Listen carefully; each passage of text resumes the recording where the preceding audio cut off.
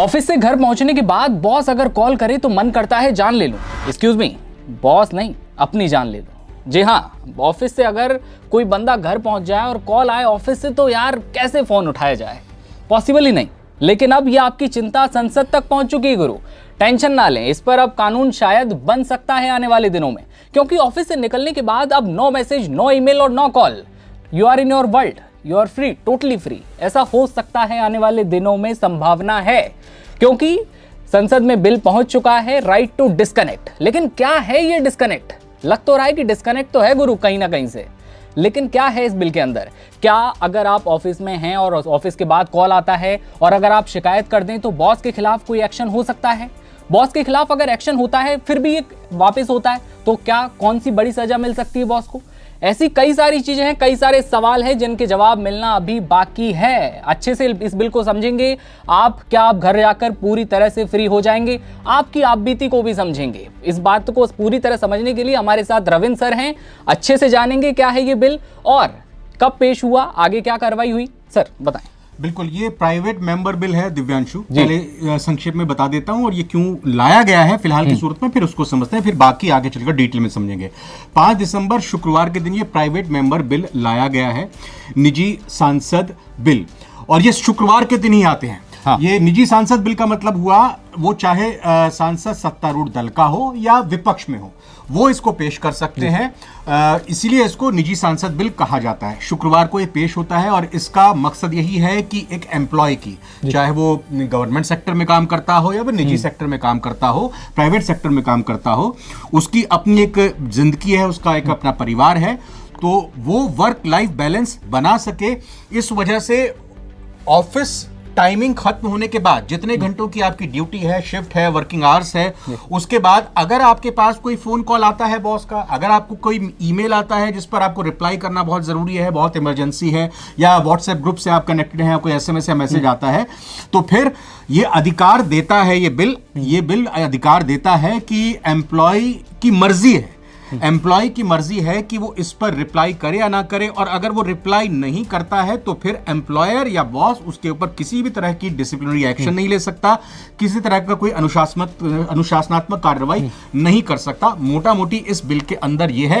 थोड़ी सी पृष्ठभूमि भी समझ लेते हैं। पिछले साल 2024 की बात कीजिए, केरल की एना सेबेस्टियन 26 साल की युवती, थ्रू आउट 12th में कॉमर्स से इन्होंने पढ़ाई की, बीकॉम में टॉपर रही, केरल की रहने वाली, और एक बड़ी ही मतलब जिसको हम कहते हैं कि फैब 5 या फैब 4 कंसल्टिंग एजेंसीज, जो फर्म्स जिनको हम कहते हैं, उसमें वो एम्प्लॉय थी और पुणे में वो वर्क करती थी।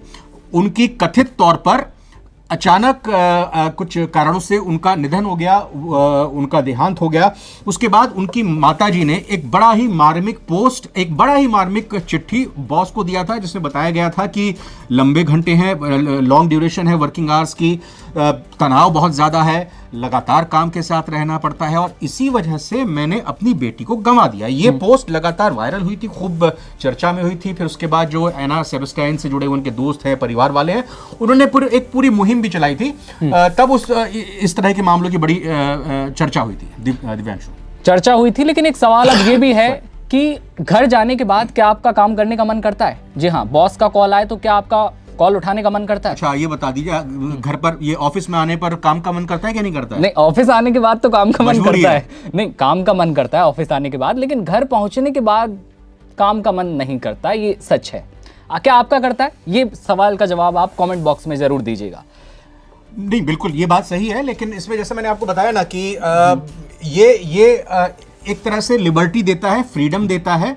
ये एम्प्लॉय के ऊपर छोड़ देते हैं कि भाई अगर आपको रिप्लाई देनी है, फोन कॉल पिक करना है, जवाब देना है तो आप दीजिए, नहीं देना है तो आपके ऊपर कोई अनुशासनात्मक दंडात्मक कार्रवाई नहीं होगी। ये बिल एंश्योर करता है। लेकिन मैं इसमें बहुत बड़ा लेकिन है इसमें, लेकिन ये है कि ये प्राइवेट मेंबर बिल जो है हमारे संसदीय प्रणाली में साल 1970 के बाद, आफ्टर 1970, सिर्फ दिव्यांशु 14 ही बिल जो प्राइवेट मेंबर बिल हैं पेश किए गए जिन्होंने कानून का रूप लिया। आप जानते हैं कानून बनने की प्रक्रिया, भाई आपको दोनों सदनों से पारित करवाना पड़ेगा, उसके बाद राष्ट्रपति की अनुशंसा होगी, उनकी सहमति होगी, हस्ताक्षर होगी, उसके बाद ये बिल कानून बनेगा। लेकिन अभी तक इतिहास में 14 ही बिल इस तरह के रहे हैं अलग अलग मामलों में जो कि पास हो पाए हैं, कानून बन पाए हैं। और सुप्रिया सुले एनसीपी की हैं, सुप्रिया सुले सांसद, उन्होंने साल 2018 में भी इस बिल को पेश किया था, लेकिन ये भी as a private member bill, लेकिन तब भी ये सक्सेसफुल नहीं हो पाया था, कानून नहीं बन पाया था। तो इसलिए कुछ कह नहीं सकते कि वाकई कुछ होगा या नहीं होगा इस पर। जी, बहस तो छिड़ गई थी उसी वक्त और बहस आगे बढ़ती है। फिर पिछले साल एक एम्प्लॉय की डेथ जब हुई, बात जब हुई, जो आपने बताया अभी, लेकिन अब बहस जब शुरू हुई है तो हमें यह भी समझना होगा कि इसकी जरूरत क्यों पड़ी। कानून क्या है ये क्लियर आपको हो चुका है अब तक कि ये कानून क्यों बनना जा रहा है, लेकिन अब ये क्लियर करिए कि भाई बॉस अगर बार बार ये करता है या फिर बॉस अगर घर पहुंचने के बाद एम्प्लॉय को कॉल करता है। आप बॉस को दुश्मन की तरह क्यों बता रहे हैं? मतलब बॉस, उन बॉस के भी तो कोई ना कोई बॉस है ना। हाँ नहीं, मैं तो बस इतना ही कहना चाहता हूं कि अगर कोई बॉस, जैसे हमारे कुछ मित्र हैं वो कहते हैं कि यार घर पहुंचने के बाद यार बॉस ने ऐसा कॉल किया कि बस हम तो सो रहे थे, कहाँ उठ के अब सिस्टम खोल लिए हैं। ठीक, आप जो बताना चाह रहे थे वो बताइए। ये अलग परेशानी है। तो अगर जब बॉस घर कॉल करे एम्प्लॉय को घर पहुंचने के बाद, तो उसके खिलाफ कैसा एक्शन लिया जाएगा? वो शिकायत करता है तो नहीं, वो शिकायत करता है, उसके बाद फिर देखिए शिकायत जब होती है तो जांच होगी, जांच होने के बाद जो कुल स्ट्रेंथ है आपके एम्प्लॉयज की, उन एम्प्लॉयज की सैलरी का 1% वो काटा जाएगा।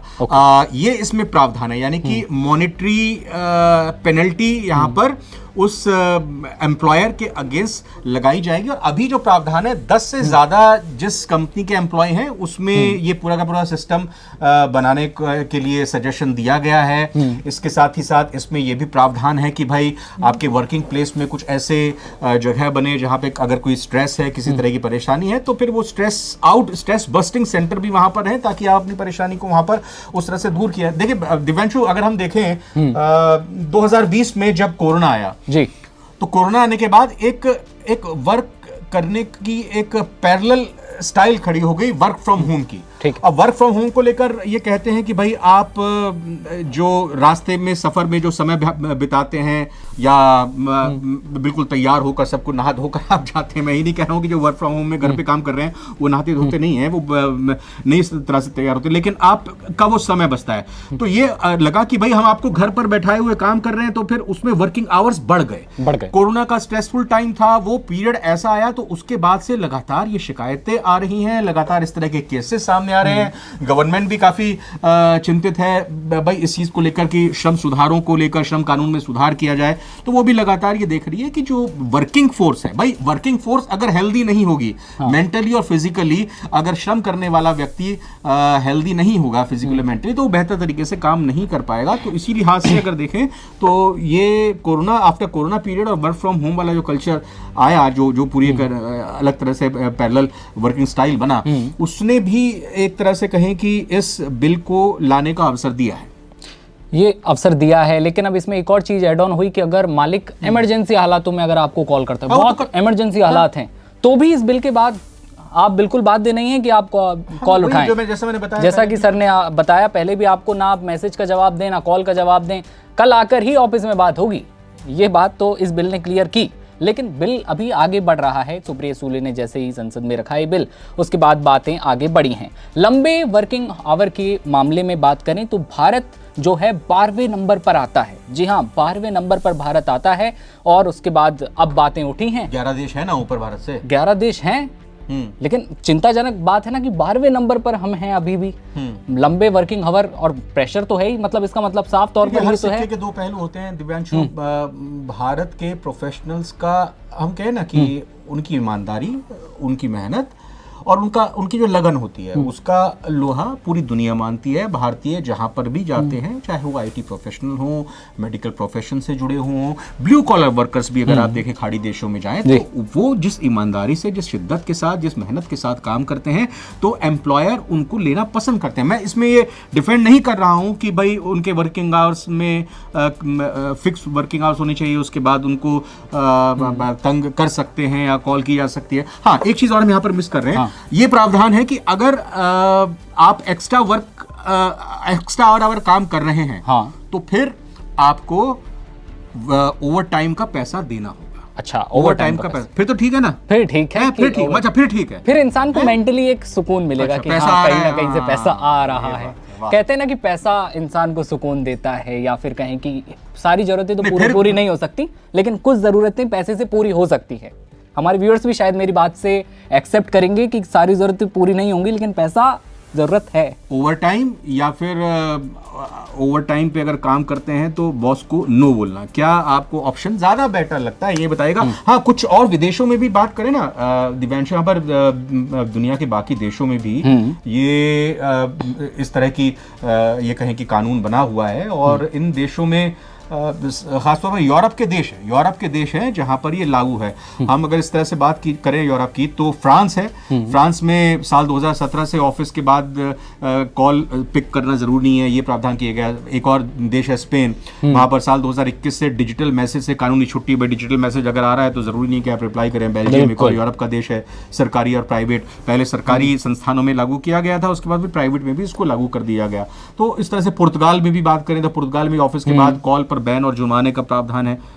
अब यूक्रेन जैसे देश में भी ये बिल लागू है, क्योंकि क्या यूक्रेन जैसे देश मतलब? जैसे देदेश से मतलब है कि वहां देखिए आप हालात, अभी भी लोग युद्धग्रस्त हैं, लोग कब आक्रमण हो जाए उन्हें कुछ नहीं पता। हुआ है ना, यूक्रेन तो 1991 में यूएसएसआर से अलग होने के बाद बन गया, लेकिन लागू है वहां पर। हम तो उस रेस में अभी पीछे हैं, हमारे अभी तो बिल संसद में गया है, कब पेश होगा, पेश तो हो चुका है, लेकिन कब लागू होगा पूरी तरह से, कब राष्ट्रपति जी उस पर सिग्नेचर करेंगे, ये प्रोसेस अभी बाकी है। बड़ी एक्सेप्ट होता है क्या नहीं होता। अच्छा आप बताइए, आप क्या चाहते हैं? ओवर टाइम आपको दिया ऑप्शन मैंने, ओवर टाइम करेंगे या फिर देखिए बचाने का काम ना करें, बॉस वीडियो देखें तो फिर दिक्कत हो सकती है मुझे। नहीं बॉस को पता चल जाएगा ना आपका ऑप्शन क्या है जब अगर कानून बन जाता है तो। देखिए अगर पैसा अच्छा खासा मिले तो उसके बाद मैं भी चाहूंगा कि एक आध घंटे तो कर लिया जाए। जब आप 1 से 2 हो जाएंगे तब देखिए, वैसे भी अगर जो लोग ईमानदारी शिद्दत की बात जो अभी आप कर रहे थे उसके मुताबिक भारत के लोग खुद आकर खुद 8 घंटे के बाद खुद 2-2 घंटे एक्स्ट्रा काम कर लेते हैं। लेकिन बिल्कुल ऑन अ सीरियस नोट ये बात जरूरी है कि भाई आपका अगर स्वस्थ रहेगा मन, शरीर स्वस्थ रहेगा, चित्त आपका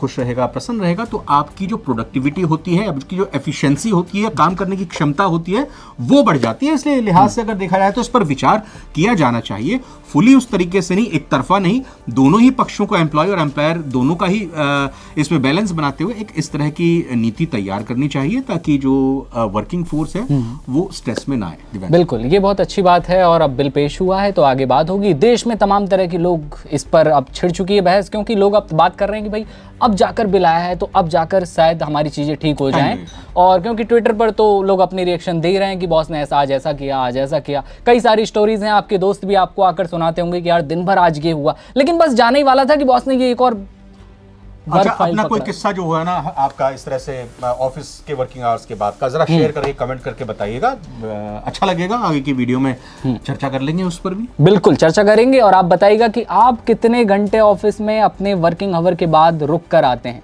उस मुताबिक कितना पैसा बन गया अब तक। बहुत लंबी किस्त होगी, बताइएगा आप कमेंट सेक्शन में। ये पूरी खबर थी राइट टू डिस्कनेक्ट बिल की। उम्मीद करते हैं कि आपको समझ आएगी पूरी विस्तार से। जैसे ये बिल अब आगे बढ़ता है या फिर कानून बनने की ओर जाता है तो आप तक फिर मुलाकात होगी। तब तक आप देखते रहिए नवभारत टाइम्स।